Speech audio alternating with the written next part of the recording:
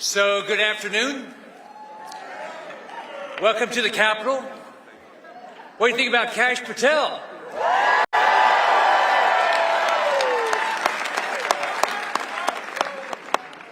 You know, I told CPAC leadership that next year's event should be down in my home state of Florida. You know, we also have a great view of the Gulf of America. And by the way, the weather's a little bit better. I think it's about 75 degrees. So the first thing I want to do is I want to thank you. I want to thank CPAC for all your friendship and support. You know, last year I ran to be Senate Majority Leader. And many of you very vocally supported me. And I'll be eternally grateful. Your vocal support changed the Senate. You did it. Now, for too long, Washington has been known for all the wrong things. Big spending, no results. Waste and inefficiency. Washington is about enriching politicians like Nancy Pelosi. Yep. Bureaucrats like Anthony Fauci. At the expense of the American people. Washington was always about protecting the status quo because the politicians in Washington made money off of it. Washington was about a radical social and environmental agenda, about forever wars, open borders, lies and no accountability. Washington was about Washington. It wasn't about the American people who simply want to lead their lives without bureaucrats telling them what the hell to do. All of that is changing, and it's changing fast because of one person, Donald J. Trump being in the White House. Now, President Trump is bringing common sense back to Washington. He's bringing transparency and accountability back to Washington. He's working with great leaders like Elon Musk to bring efficiency back to Washington. And the Democrats are complaining like crazy, but he's changing Washington in record time. He's bringing the voice of the American people back to Washington. President Trump is making America great again. Now, what's he deserve? He deserves our thanks and our respect. But what's he get instead? He gets lies and obstruction for the Democrats, the mainstream media, and even some establishment Washington Republicans desperately clinging to relevance. Mitch McConnell supports Merrick Garland's nomination for Attorney General. He's already voted against 3 of President Trump's cabinet nominees. AOC, she's yelling about fascism. CNN is blaring that the Trump administration is a threat to democracy and ushering a constitutional crisis. Guess what? Here's the good news. They're the past. Their voices no longer matter. Their shadow can no longer hang over politics. They lost, the American people won. What happened last fall? President Trump and an army of supporters like you all across this great country started a movement. One that changed the country and reset our future for a golden era.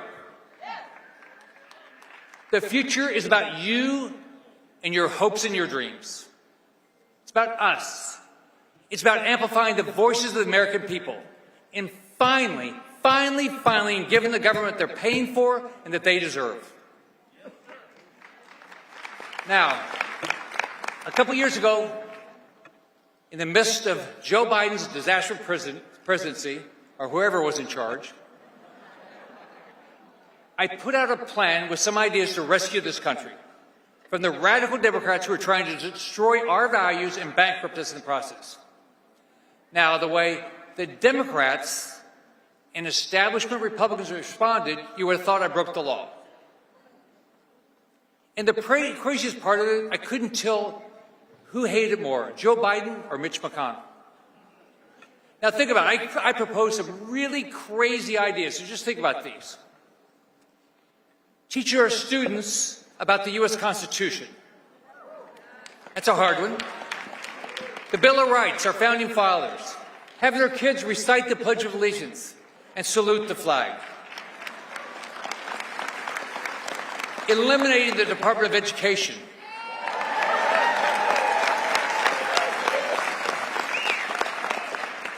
Banning the federal government from asking American citizens to disclose their race or skin color on government forms. Funding our police and enforcing all of our laws. Securing the border, build the wall, name the wall after Donald Trump. Start growing the American economy, not the Washington economy. Enacting term limits for member of Congress. And federal bureaucrats. Protecting the integrity of the American election. Protecting, defending, promoting the American family at all costs.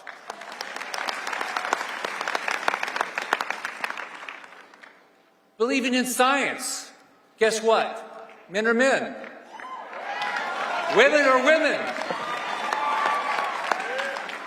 Unborn babies, they're babies. Sorry, Democrats. I was tarred and feathered for proposing such crazy ideas. But it was worth it, because it was time for Republicans, at least the true, honest, conservative Republicans, to stand up and fight the hell back.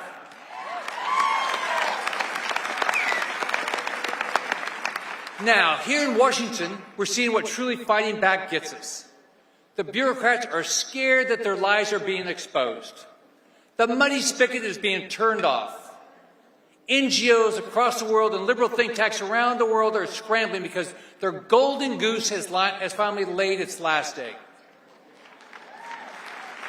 Corporate America is tripping over itself to reverse racist DEI programs that seek to divide us by race, gender, and creed.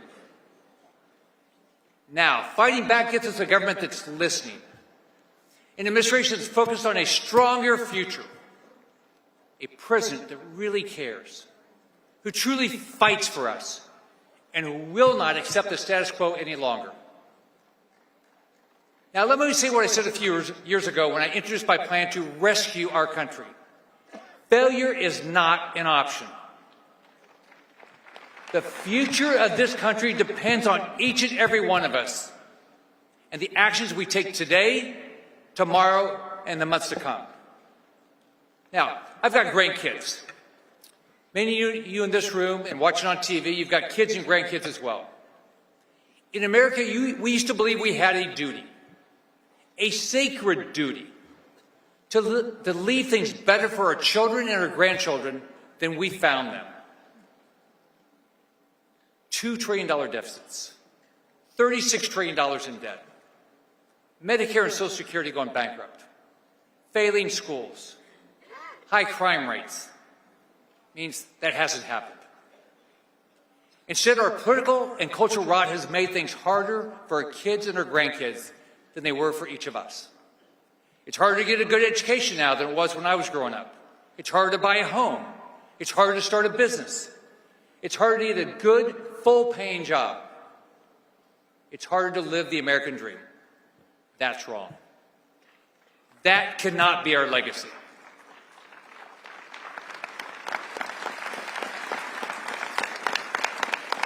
Those of us fighting side by side in the conservative movement have faced significant obstacles, even unfortunately inside our own party. But you and we have kept fighting. We have to fight harder now. We have the opportunity, but it takes our fight. Now, we all watched what happened in Butler. We all saw President Trump stand up and raise his fists, and what did he do? Fight, fight, fight! Even in the face of unimaginable obstacles, he kept fighting. Now, we know he's going to keep fighting. I know I'm going to keep fighting, and I know everybody in this room is going to keep fighting with us.